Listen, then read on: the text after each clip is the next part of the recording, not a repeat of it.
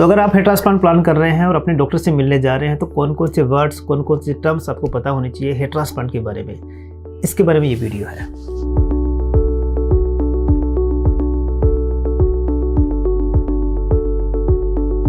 Hello दोस्तों, skin cure channel में आपका स्वागत है और मैं हूं आपका दोस्त doctor Jahangir, hair transplant surgeon at skin cure clinic.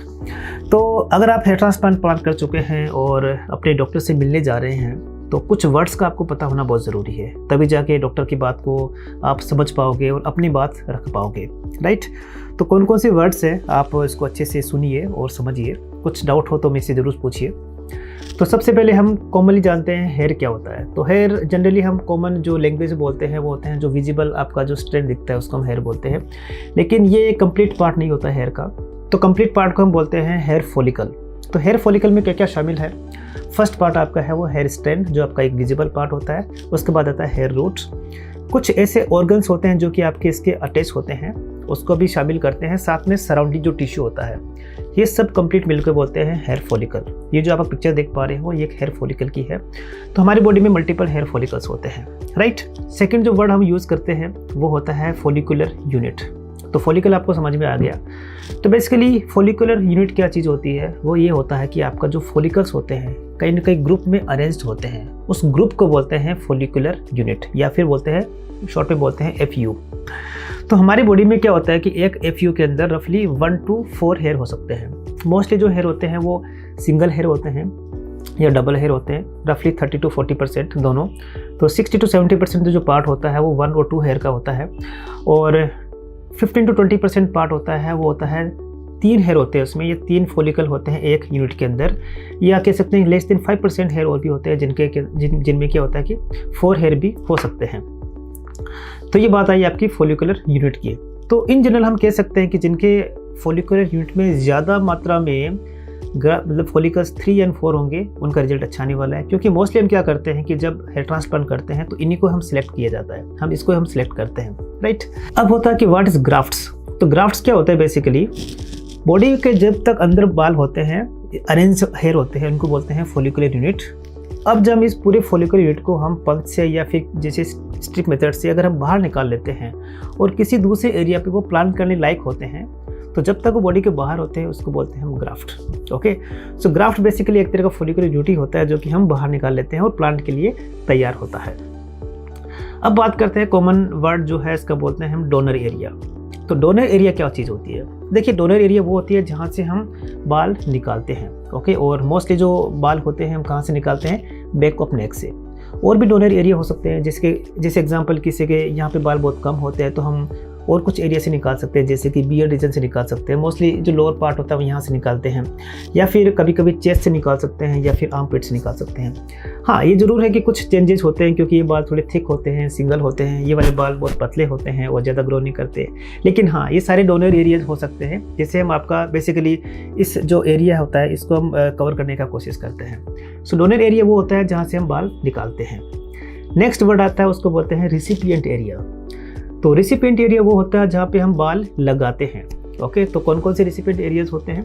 Obviously front area, middle या क्राउन पार्ट, मीन्स स्काल्प का जो फ्रंट एरिया वाला हो सकता है, या फिर कभी कभी कुछ लोगों के जैसे बियर्ड नहीं होता है तो वहाँ भी हम प्लांट कर सकते हैं, तो उसको बोलते हैं बियर्ड हेयर ट्रांसप्लांट। और कभी कभी क्या होता है कि जिस एग्जाम्पल जो ये जो आईब्रो एरिया हो जाता है वहाँ पर भी हम प्लांट कर सकते हैं। तो ये सारे रिसिपिएंट एरियाज हो गए।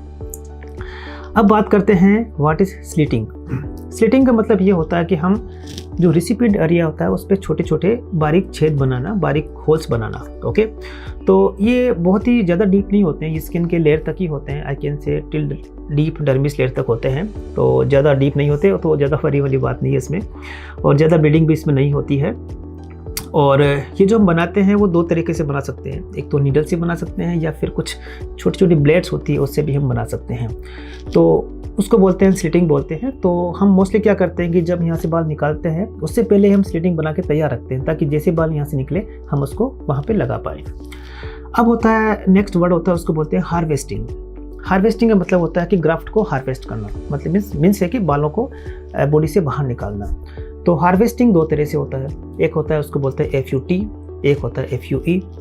तो FUT में क्या होता है कि बैक ऑफ एक जो डोनर एरिया है वहाँ से एक छोटी सी स्ट्रिप निकाल लेते हैं। उस स्ट्रिप को क्या करते हैं कि हम बाहर निकालने के बाद में छोटे छोटे जो हेयर होते हैं उनको सेपरेट कर लेते हैं, उसके बाद में यहाँ पे उसको इम्प्लांट किया जाता है।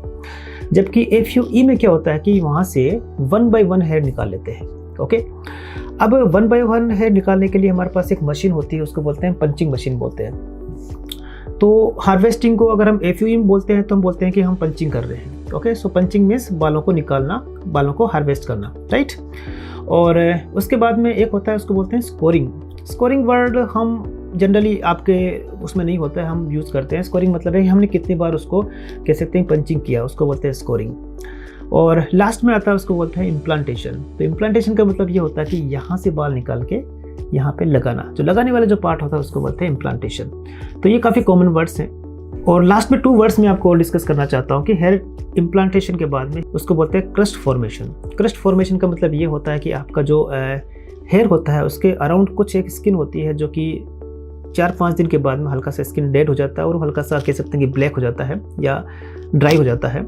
और ये हल्का सा एक आप देख पा रहे हो पिक्चर में, ये क्रस्ट बोलते हैं इसको। और ये क्रस्ट रफली 2 to 3 वीक्स के अंदर आपका पूरा रिमूव हो जाता है। ओके, और आपका एक स्किन एक अच्छे स्टेज में, नॉर्मल स्टेज में पहुंच जाता है।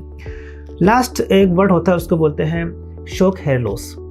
शॉक हेयर लॉस का मतलब ये होता है कि हेयर ट्रांसप्लांट के बाद में बालों का झड़ना। ओके, ये बिल्कुल आम चीज़ होती है। और इसमें इसका जो रीज़न होता है वो क्या होता है बेसिकली कि आपका जब हम ग्राफ्ट निकालते हैं तो बॉडी से बाहर कुछ रहता है, कुछ टाइम के लिए रहता है, maybe half an hour, maybe 1 hour. Okay, तब तक क्या होता है कि बाल आपकी एक कह सकते हैं कि एक फॉलिंग स्टेज में चला जाता है या फिर स्टेबल स्टेज में चला जाता है। और जब यहाँ पे वापस प्लांट करते हैं तो सिर्फ क्या होता है उसकी रूट रह जाती है और जो हेयर ऑलरेडी होता है, जो हेयर शाफ्ट ऑलरेडी होता है वो रिमूव हो जाता है। उसको बोलते हैं फिर शॉक हेयर लॉस। लेकिन ये काफ़ी कॉमन है और रफली 3 to 4 वीक्स के आसपास आपका जो कह सकते हैं कि शॉक हेयर लॉस होता है।